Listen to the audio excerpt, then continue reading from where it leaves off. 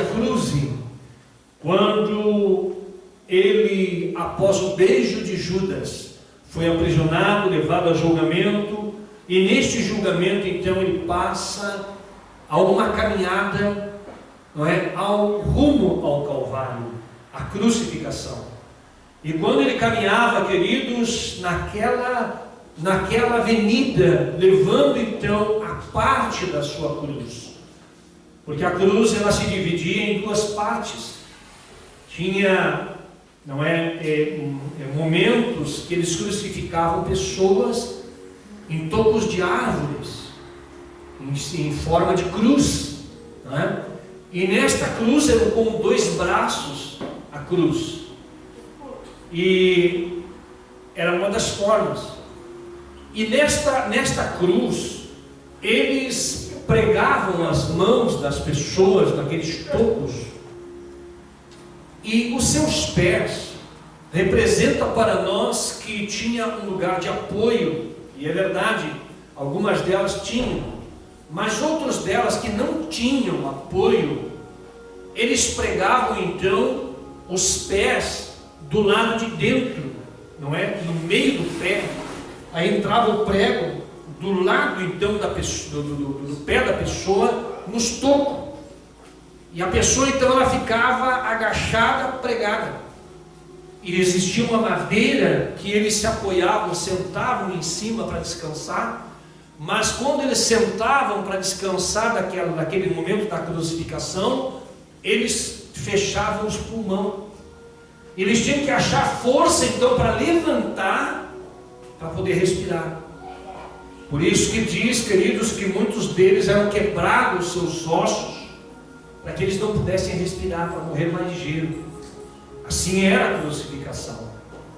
E existia a outra maneira de ser crucificado, era somente numa das partes da cruz, que era a transversal, e ela pesava cerca de mais ou menos 30 quilos, porque se tivesse que levar a cruz inteira, a outra parte, ela mais ou menos pesava 50, 60 quilos, aquela outra parte que ia fincada no chão.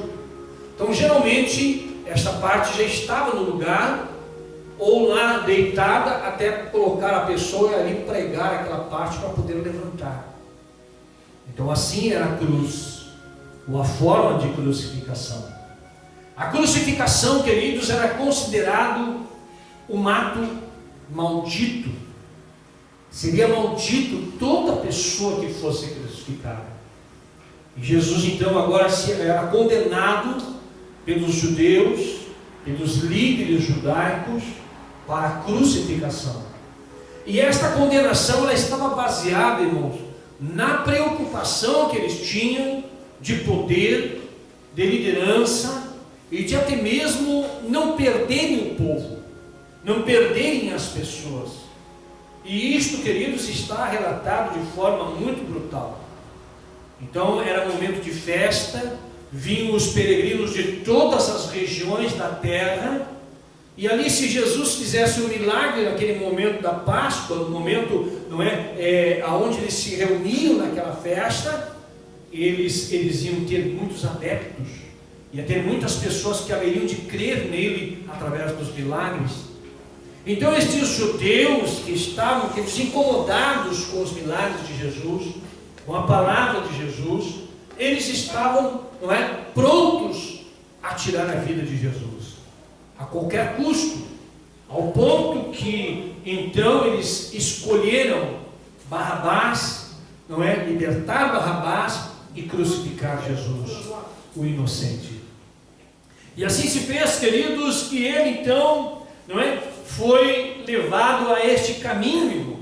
E quando saíram, encontraram um homem sirineu chamado Simão, a quem constrangeram a levar a cruz, a ajudar a Jesus a levar a cruz.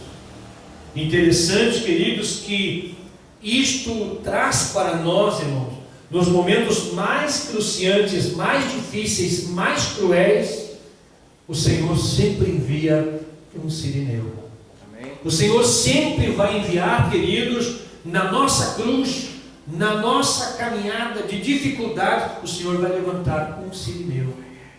Ele vai levantar alguém para ajudar a nós levarmos a nossa cruz também.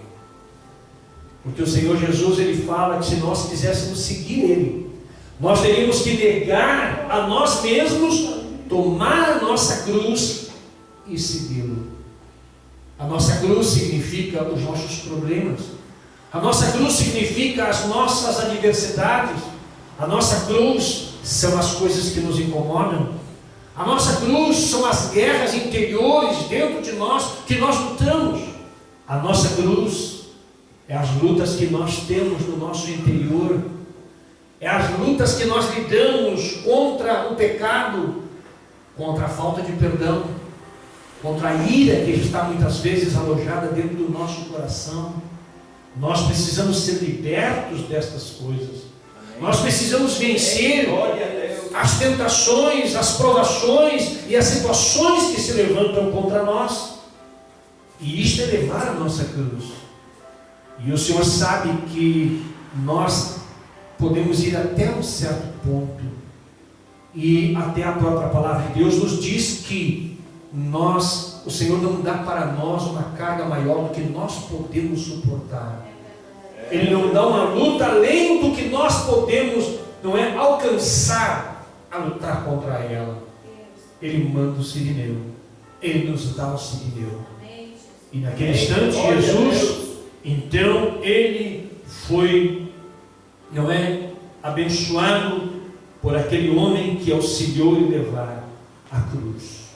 É verdade que mesmo através dos açoites que ele levou, os azorrague, aquele chicote com pontas de ossos e de metal que rasgaram as suas carnes, a coroa de espinho que fizeram e ainda batiam na sua cabeça, aqueles espinhos provavelmente rasgaram, a sua cabeça, o sangue escorria das suas costas, da sua cabeça, a exaustão e muito mais, irmãos.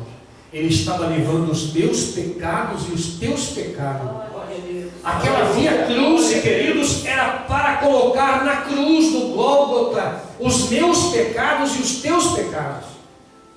Era para consumar o amor de Deus pela minha vida e pela sua vida. Ele estava indo, queridos, em direção ao Gólgota, um monte caveira, que ficava um pouquinho para fora, de Jerusalém.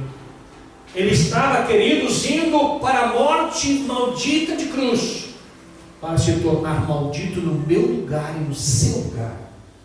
As dores, as aflições, as lutas que ele estava passando, desde o Getsêmani, entre as suas lágrimas, entre sentir o abandono e a solidão, e aquela caminhada. Mas o sirineu veio para lhe trazer um bálsamo, sinalizar para ele, algo importante para a sua vida e para a minha também. O Senhor, naquele instante, caminhando em direção ao Gólgota, chegando lá, diz-nos que ele foi pregado naquela cruz, tanto os seus braços, as suas mãos, como os seus pés, pregados, atravessados por cravos, e ali crucificado. A cada momento que ele levantava aquele carrasco, levantava aquele martelo para bater nos cravos, ali, irmãos, ele suportou, como diz Isaías, que ele foi levado como uma ovelha muda perante os seus tosqueadores para o matadouro. Ele não falou nada, não reclamou nada, não disse nada. Quando nós pensamos sobre o caminho da cruz, irmão, nós precisamos entender quantos momentos nós lutamos para chegar no momento da Santa Ceia, para chegar no momento da comunhão, para chegar no momento para vencer o nosso eu, a nossa própria pessoa, para irmos até o final da nossa caminhada, para continuarmos sendo crente, para continuarmos sendo fiel a Deus, para vencermos diferenças que se formam, queridos, e essas diferenças elas não têm valor diante da cruz. Jesus, ele estava indo, irmãos, para alcançar uma vitória para mim. Amém. Para você. Aleluia, glória a Deus. Crucificado, parece que eu vejo, queridos, ele ser levantado entre os céus e a terra. Provavelmente havia um buraco ali para cair aquela cruz, um solavanco. Posso imaginar, queridos, entre todas as dores, entre todas as aflições, você já passou por uma traição? Você já passou por um momento em que você foi traído, que você foi enganado, que você foi trapaceado, que mentiram para você? Quando alguém chegou para você e deu um beijo de Judas no teu rosto. Jesus, naquele momento, ele pensava sobre tudo isto. Mas as suas palavras, naquela altitude daquela cruz, foi as seguintes: Pai, perdoa-os, porque eles não sabem o que estão fazendo. Ele ainda na cruz teve a capacidade de perdoar, de liberar perdão, de focalizar sobre a vida do homem, da mulher, que precisava daquele sacrifício. Os homens precisavam, a humanidade precisava daquele sacrifício. O sacrifício do Cordeiro vivo de Deus, o Filho de Deus, se sacrificando pela minha vida e pela sua. Nós paramos para pensar muitos momentos, irmãos. Passamos muitas vezes um mês de dificuldades, de lutas, de guerra. Chegamos no momento da Santa Ceia, do culto, do momento que nós estamos na presença do Senhor. E ficamos pensando e olhando. Como é bom estar entre os nossos irmãos. Como é bom nós vermos pessoas que foram abençoados pelo nosso sacrifício, pelas nossas agonias, pelas nossas tristezas. Como é bom nós vermos o rosto de algumas pessoas felizes, algumas pessoas sendo abençoadas pela palavra de Deus, alcançadas na sua fé, na sua esperança, na sua alegria. Ver, queridos, uma vitória de Deus. Porque se nós tivermos somente um coração amargurado, amargo, somente o nosso rosto, o rosto fechado, sem um sorriso, sem uma alegria, sem uma palavra de contentamento, sem uma palavra de bênção, o que temos para dar? O que temos para repartir?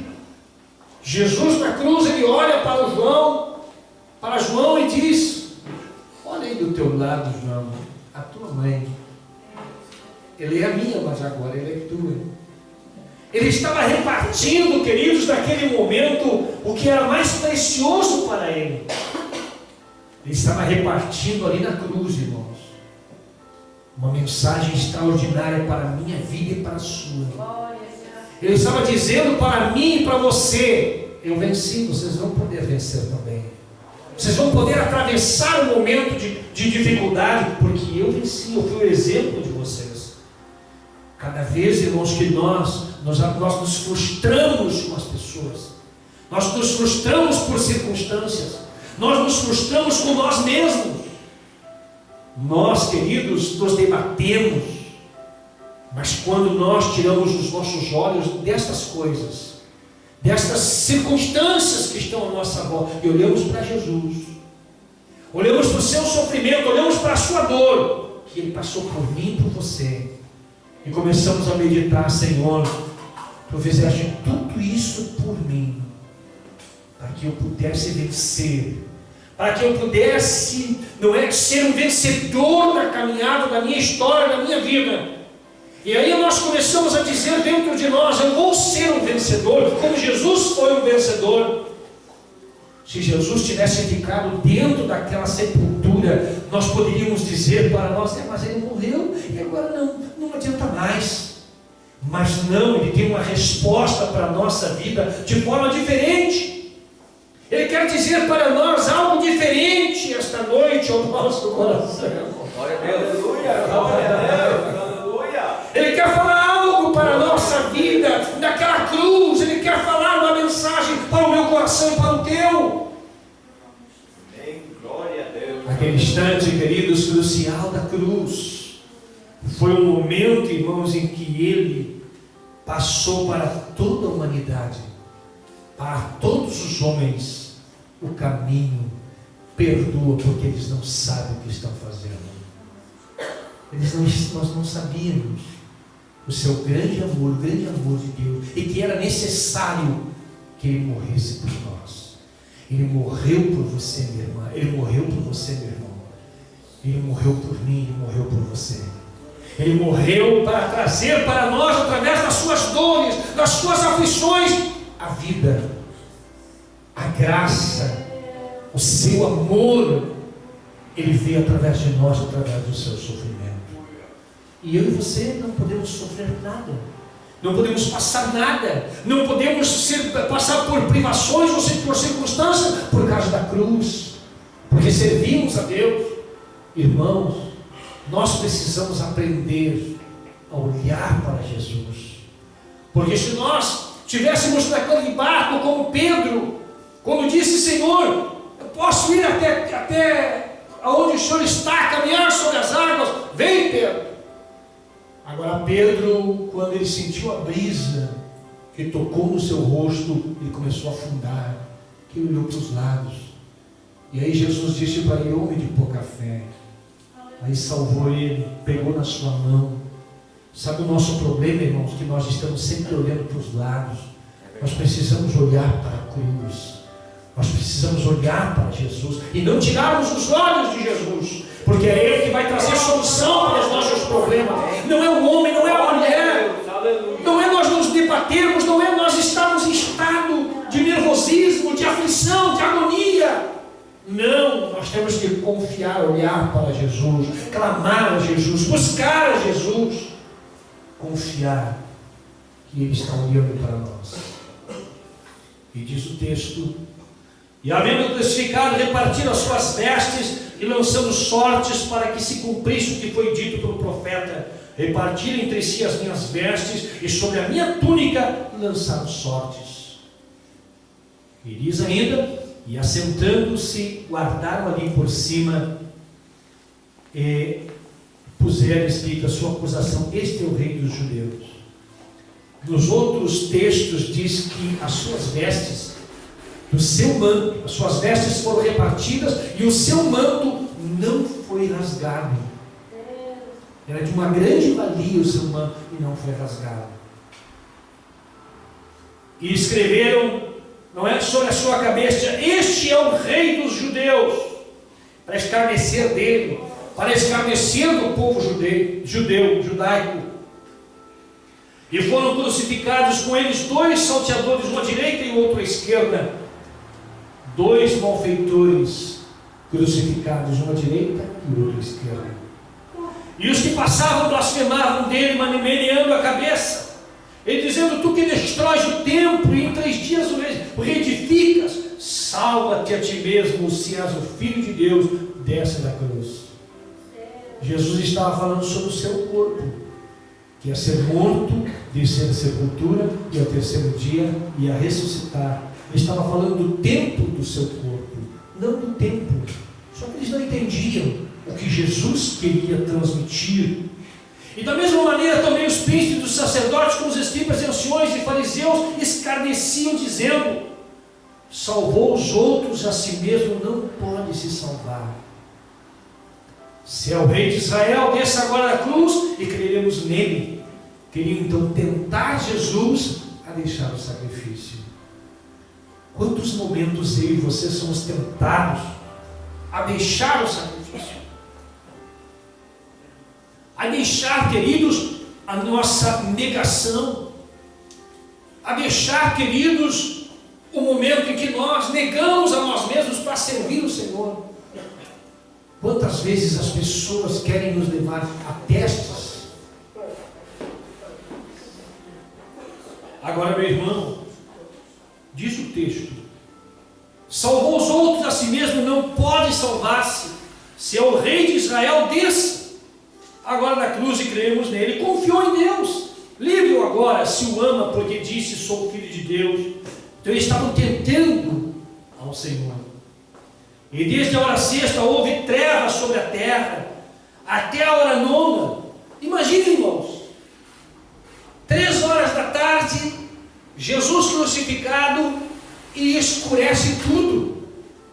Começa uma treva sobre a terra. Todo mundo fica com medo do que está acontecendo na natureza. Era Deus fechando, não é? Inclinando, fechando das suas costas, para aquele momento do nosso pecado, da nossa transgressão.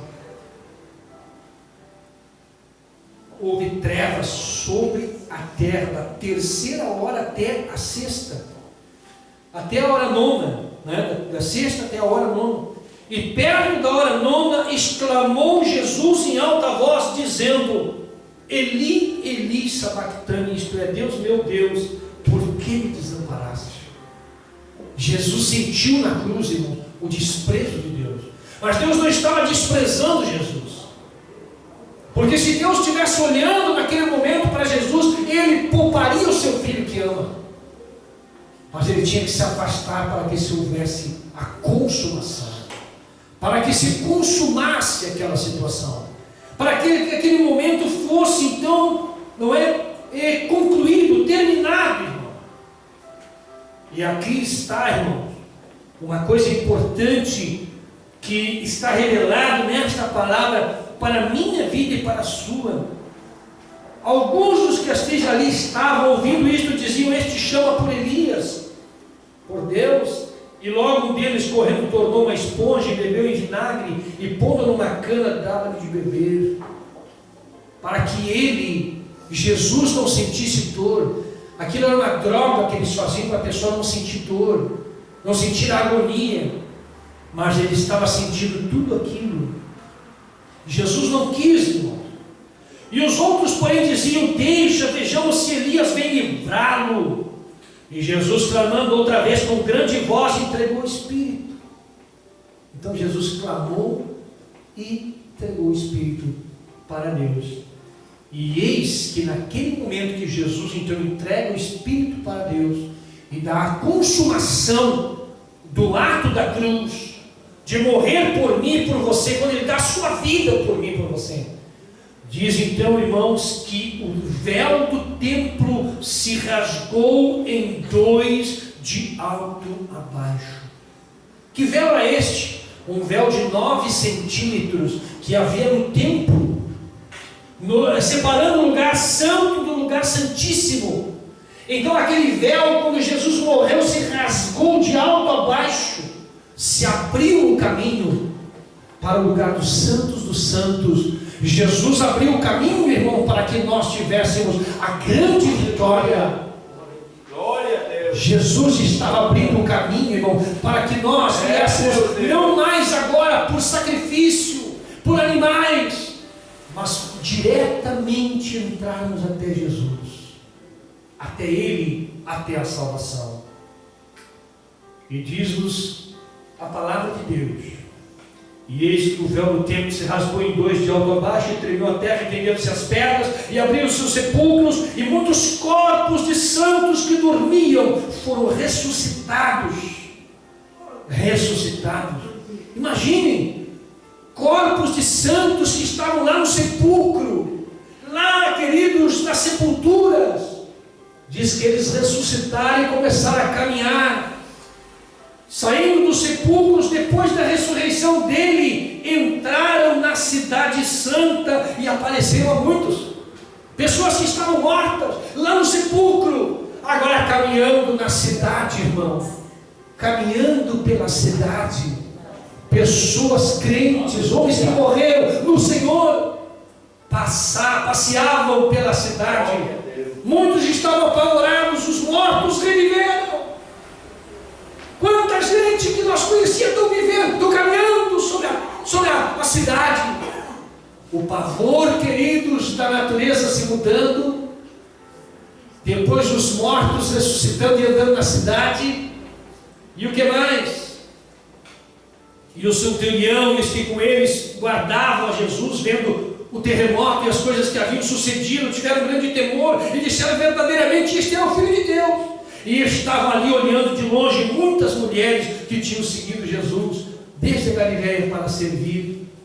entre as quais estava Maria Madalena, Maria mãe de Tiago e de José, e mãe dos filhos de Zebedeu. Queridos, Jesus, naquela cruz, Ele conquistou para nós a maior vitória.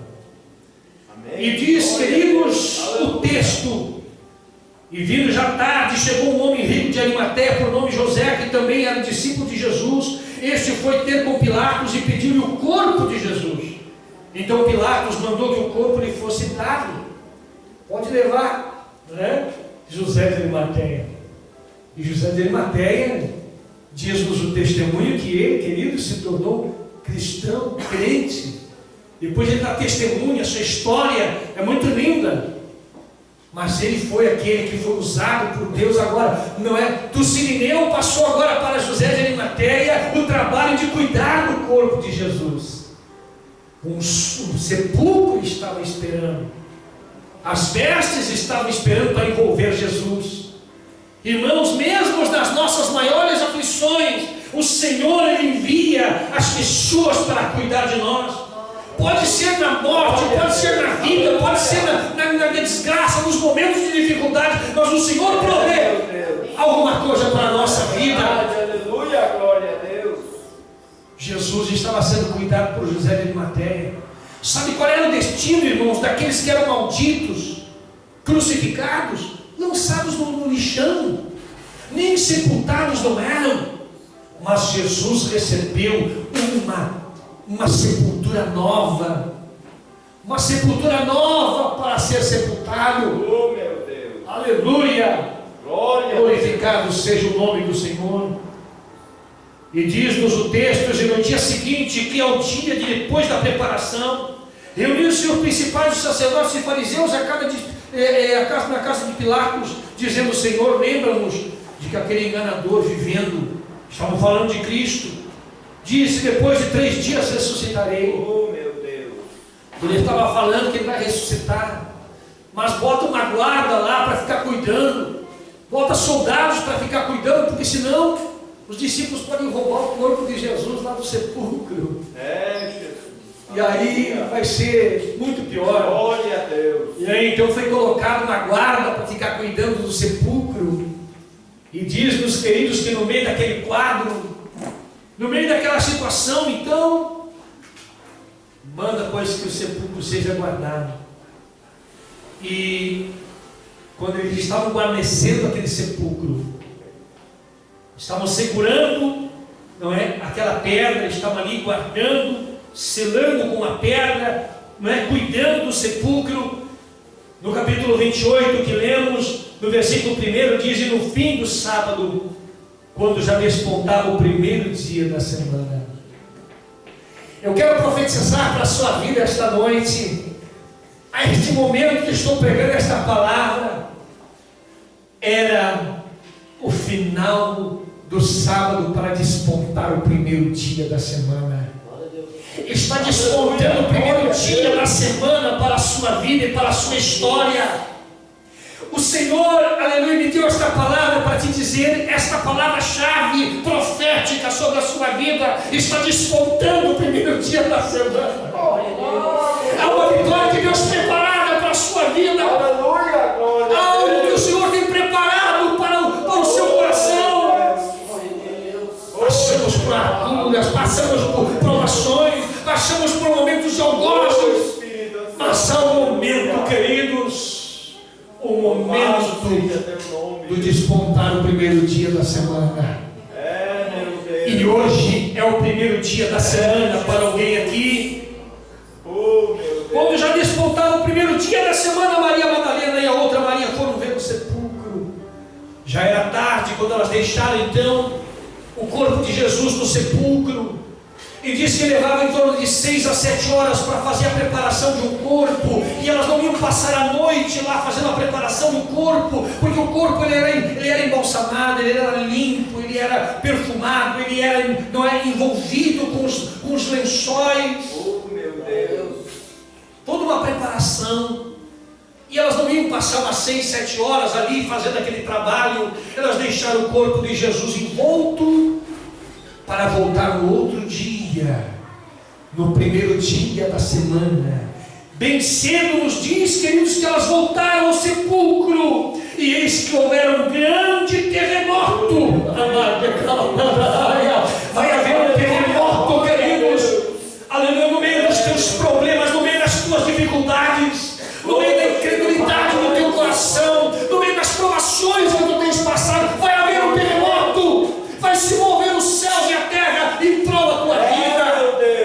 O Senhor está preparando este terremoto. Glória a Deus. Não vai resistir parede, não vai resistir portas abertas, fechadas diante de ti. Não vai resistir, aleluia. Pedra alguma que impeça a ressurreição. Quer dizer, Jesus ressuscitou, você vai ressuscitar com Ele para a bênção e para a vitória. Agora isto profeticamente quer dizer, o teu problema vai ser resolvido por levar a cruz. Oh, meu Deus. Aleluia. E eis que houver um grande terremoto, porque o anjo do Senhor desceu do céu. Desceu do céu, o anjo do Senhor desceu do céu e chegou removendo a pedra. Irmãos, tem momentos da nossa vida que nós movemos o coração do Senhor. E o anjo de Deus vem ao nosso favor, a nossa vida, o nosso coração, a nossa alma. E quando ele então move a pedra, diz-nos, queridos, que ele moveu a pedra e se assentou sobre ela. Eu imagino os soldados apavorados olhando para Jesus, olhando para, não é, para o anjo, aqueles soldados olhando para aquele anjo assombrados, com medo e apavorados, porque o seu semblante era muito extraordinário. Agora vejam, queridos, aqueles soldados guarnecendo aquele sepulcro, guardando aquela pedra, e daqui a pouco o anjo chega e remove a pedra e senta em cima dela, como dissesse, não é, está aí a tua bênção, está aí a tua vitória, e não adianta, o anjo vai ficar sentado na pedra. Aleluia. O Senhor tem uma bênção para a sua vida e Ele está sentado na pedra. Não adianta que ninguém vai mudar o que o Senhor vai fazer sobre a sua vida. Meu Deus. Aleluia. Aquele anjo estava esperando as mulheres. Meu Deus. Mas o anjo, então os guardas com medo dele ficaram muito assombrados como mortos. Mas o anjo respondeu e disse às mulheres, quando elas se aproximaram: não tenhais medo, pois eu sei que buscais a Jesus. Não precisa ter medo. Eu sei que vocês estão buscando Jesus, que foi crucificado. Ele foi crucificado, foi levado à cruz. Vocês viram todo o sofrimento dele, não viram? E elas concordaram. E aí então ele olha para elas e diz: pois é, ele não está mais aqui. Já passou a aflição, já passou as dores, já passou o momento da morte. Ele ressuscitou. Meu Deus. Ele ressuscitou, ele não está mais aqui. Glória a Deus. Ele não está no sepulcro. Aleluia. E quando elas olham, queridos, aqueles panos, eles não estavam desenrolados, eles estavam caídos. Como se Jesus tivesse saído de dentro daqueles panos. Aqueles panos saíram. Jesus saiu dentre os panos caíram no sepulcro. Meu Deus. E diz-nos, queridos, que então o anjo mostra para elas: ele não está aqui porque já ressuscitou, como tinha dito. Vinde ver de lugar onde o Senhor jazia. E eles foram lá e olharam, as mulheres olharam. E aí então, para fechar a minha palavra, deixa no teu coração desta palavra profética desta noite. E depois, imediatamente dizei aos meus discípulos que ele já ressuscitou. O anjo estava dando uma ordem agora para as mulheres: vocês vão e testifiquem que ele ressuscitou. Vocês vão e testifiquem sobre a terra que ele ressuscitou dos mortos, que ele não está mais no sepulcro, que ele está vivo. Ele está vivo.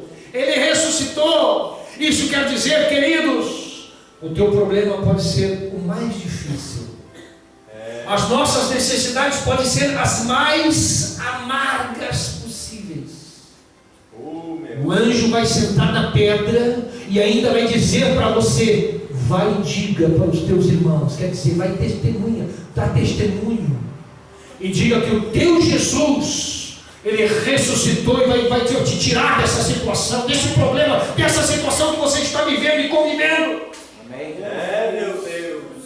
Já ressuscitou dos mortos. E a segunda palavra que Ele diz: e eis que Ele vai adiante de vós para a Galileia. Ele vai na frente de vocês para a Galileia. Porque Jesus tinha conversado com os seus discípulos, e aqui o livro não relata aonde que era o monte que eles iam se encontrar. Jesus tinha dito para os seus discípulos: nós vamos nos encontrar em tal monte. Eu vou lá, vou ser crucificado, ao terceiro dia eu vou ressuscitar, e depois nós vamos nos encontrar lá na Galileia. Irmãos queridos, sai então Jesus agora de Jerusalém e volta para a Galileia. Irmãos amados, Jesus nasceu em Belém, fugiu para a região do Egito, depois então retorna para Israel, e ele vai para onde? Para Nazaré. E Nazaré ele cresce, e Nazaré fica lá na Galileia. Como também, queridos, as adjacências de Nazaré, Cafarnaum, aonde ele conheceu os seus discípulos, e por aquelas regiões do mar da Galileia, Jesus fez milagres, fez coisas maravilhosas por toda a região. Aleluia, aleluia. Queridos, olhe a palavra, escute, que a bênção está neste milagre. Amém. Glória a Deus. Jesus queria se encontrar com eles lá na Galileia. A Galileia representava, irmãos, uma união de povos. Porque lá na Galileia havia muitas pessoas, viu, de outras nacionalidades, outras pessoas que eram misturadas com o povo judaico. Pessoas que estavam exiladas, pessoas que estavam também, para aquela região, porque era uma região mais simples, mais pobre, mais humilde. Jesus se criou ali na região de Nazaré, uma região desprezada, uma região, queridos, que estava desprezada pelos judaicos, aqueles que tinham uma posição religiosa, porque a religiosidade não adianta, irmão. A religiosidade só crucifica Jesus e crucifica os seus irmãos. E Jesus então ele diz: vocês voltem lá para a Galileia, que nós vamos encontrar lá. A Galileia ficava mais para o norte. A Galileia se dividia, queridos, em duas regiões, a Galileia alta e a Galileia baixa. E a Galileia baixa ficava entre 500 a 700 metros de altitude, acima do nível do mar. A alta chegava lá a 1.200 metros a mais. Havia uma região montanhosa na região da Galileia. Mas existia também na parte de baixo os vales, aonde, queridos, existia muita abundância de terras, férteis, aonde se plantava. Amados, lá existia um povo amado, um povo querido de Deus, lá existia um povo escolhido pelo Senhor. E eu quero dizer para você nesta noite que o Senhor ele tem para você uma promessa. A promessa de você sair deste estado que você está. Volta para ir para a Galileia. Vai para a Galileia. A Galileia é o estado do coração do homem, irmão, da alegria, do milagre, da credibilidade. Lá eles viram, aquele povo, os discípulos, eles viram não os carrascos de Jerusalém, mas eles viram, lá na Galileia eles viram os milagres. No sermão da montanha, dentro dos barcos, por onde ele passava, ele chamou uma mensagem de conforto ao coração do homem perdido e cansado. Jesus quer que você volte para a Galileia. A Galileia significa também a igreja. A Galileia significa o lugar de estar em comunhão com o Senhor. A Galileia significa estar pertinho do Senhor. O coração de Jesus ele foi na frente deles para Galileia. E sabe o que ele disse para eles lá? Para encerrar, é-me dado todo o poder no céu e na terra. Portanto, ide e ensinai todas as nações. Vocês vão e preguem o Evangelho agora. Batizando-os em nome do Pai, do Filho e do Espírito Santo, ensinando-os a guardar todas as coisas que eu vos tenho mandado. Tudo que eu ensinei para vocês ensinem para outras pessoas. Não feche os teus lábios por causa da cruz. Não feche os teus lábios, o teu coração. Não entristeça a sua alma por causa das dificuldades. Levanta-te, volta para Galileia. Vamos nos colocar de pé. Males sejam agora repreendidos no poder do nome de Jesus. Nós ordenamos agora através do óleo, Senhor. Perdão, Senhor. Nós repreendemos, meu Senhor, as enfermidades. A enfermidade que tem atingido a tua filha nesse momento, Senhor. Nós repreendemos. Ela fez o conserto, pediu perdão. E agora então nós ordenamos sobre o seu corpo, Senhor, que toda esta aflição saia agora. Agora, no nome de Jesus. Não tenha mais esse mau poder sobre a sua vida, sobre o seu corpo físico. Mas através do óleo neste momento, Senhor, seja selado sobre a sua vida a vitória. E ela precisa, Senhor, para a sua alma nesta noite, Senhor. Dá um sinal para ela, para a tua igreja, para o teu povo, para a tua noiva, em nome de Jesus. Nós ministramos neste momento, Senhor. Nós ministramos em nome de Jesus. Para a glória do Senhor, para a glória do Senhor, para a glória do Senhor, para a glória do Senhor. Nós oramos, Senhor, na fé. Esta palavra de vitória sobre a vida do teu igreja. A vida do Calvário, Senhor, sobre o meu irmão, sobre a minha irmã. A vida do Calvário, Senhor. O poder da tua glória, da tua presença, sobre a vida do meu irmão, Senhor. Seu pedido que está fazendo nesta semana. Ouve, Senhor. Toca, Deus. Toda enfermidade, sai deste momento, Senhor, para a tua glória. A tua mão operadora, Senhor, transforme neste momento, Senhor. Nós ordenamos. Toca agora. Toca, Senhor. Toca. Há uma unção de cura. Receba em nome de Jesus. Receba. Receba em nome de Deus. Receba o batismo do Espírito Santo. Receba as línguas estranhas. Receba. Em nome de Jesus. Em nome de Jesus.